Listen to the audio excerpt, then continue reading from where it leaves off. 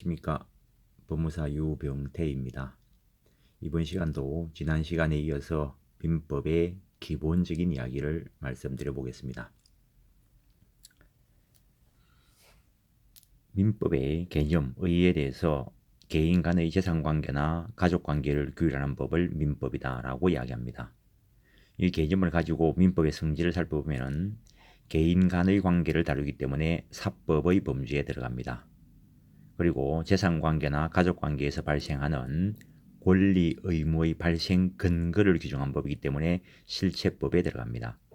그리고 일반법이라는 것은 누구에게나 무엇에나 어디에나 사안에 제한 없이 적용되는 법을 일반법이다 라고 이야기합니다.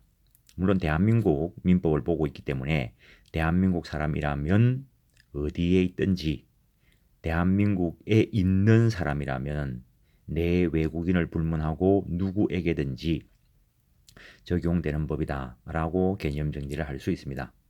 물론 재산관계를 세부적으로 들어가 보면은 거기에 물권법 관계도 있고 채권법 관계도 있습니다. 물론 가족관계에는 친족법 관계, 상속법 관계가 있습니다. 그런 것들이 기본적으로 민법에서 일반적인 사안으로 규정을 하고 있습니다. 근데 사법의 경우에는 사적 자체의 원리가 지배한다라고 이야기합니다. 물론 사법에 대비되는 말은 공법인데 공법의 경우에는 법치주의가 지배합니다. 사법의 사적 자체의 원리의 내용으로서 계약 자유의 원칙, 그걸 좀 더 넓게 본다면 법률행위 자유의 원칙이라고 할 수 있는데 법률 행위하고 계약이라는 개념이 완전히 동일한 개념은 아니지만 좀 법적인 의미가 되겠지만은 의사표시라는 법률 사실을 필수적인 구성요소로 하는 법률 요건을 법률 행위라 하고 법률 행위에는 의사표시의 단수 복수에 따라서 하나의 의사표시로 이루어지는 단독 행위와 대립되는 두 개의 의사표시의 합체에 의해서 이루어지는 계약 그리고 수 개의 의사표시의 동일한 방향에 의한 합동행위다라고 하는 것이 있는데 법률 행위 중에서 90% 이상이 계약이기 때문에 그냥 일반적으로 그냥 법률행위 자유의 원칙이라면 계약 자유의 원칙을 의미한다라고 이야기하고 그다음에 근대민법의 3대 기본 원리 중에는 소유권 절대의 원칙, 소유권은 신성 불가침한 것이기 때문에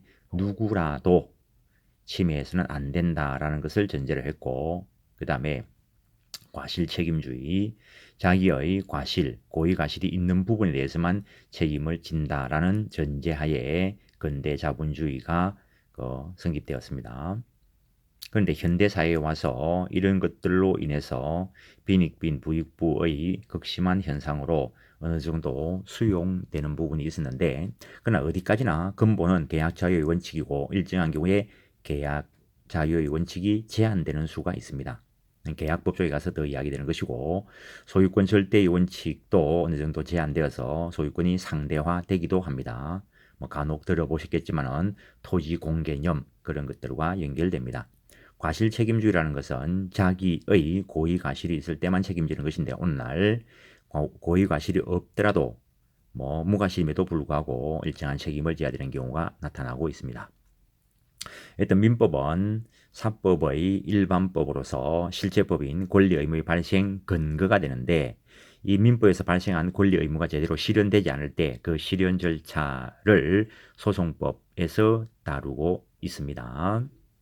일단 요 과정 뭐 법률 관계, 사람의 생활 관계 중에서 법이 적용되는 부분을 법률 관계다라고 이야기하는데 그 관계는 지난 시간에도 말씀을 드렸고 그래서 법률 관계는 결국에 권리 의무 관계로 나타나게 되는데 그 예를 하나 보시면은 매매라는 것은 민법에 규정되어 있습니다. 민법에 규정되어 있는데 그 매매 계약이 체결된다면은 매도하기로 하는 사람, 팔기로 하는 사람을 매도인이라 하고 사기로 하는 사람을 매수인이라 하는데 간단하게 매매 계약이 체결되면은 매도인은 재산권 이전 의무가 발생하고 매수인은 재산권 이전 청구권 권리가 발생하고 반면에 매도인은 대금 지급 의무를 부담하게 되고 매수인은 대금 지급 청구권이라는 권리를 가지게 됩니다.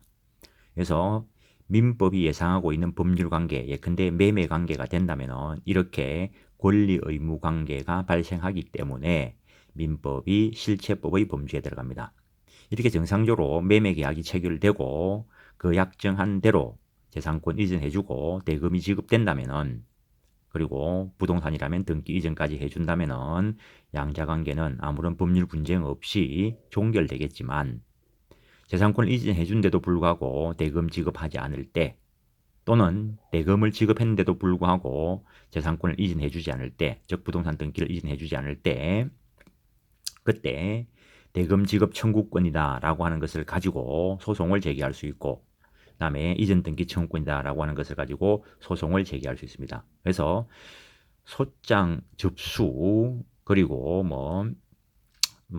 소장 부본 송달, 변론기일, 그리고 판결 기일, 이런 것들과 관련되는 것들은 민사 소송법에서 규정을 두고 있고 그 절차를 따르겠지만, 거기에서 다투고자 하는 것이 무엇인가, 주장하고자 하는 것이 무엇인가는 실체법에서 있는 것을 주장을 해야 됩니다.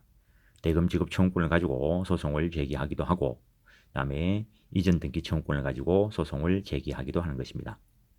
어쨌든 민법에서 발생한 권리 의무가 약정대로, 계약대로 제대로 이행된다면은 소송법은 필요가 없습니다. 민법에서 발생한 권리 의무가 제대로 이행되지 않을 때 국가 힘을 빌려서 이전을 요구하는 것이 소송 절차라 하겠습니다. 예, 오늘은 여기까지 하겠습니다.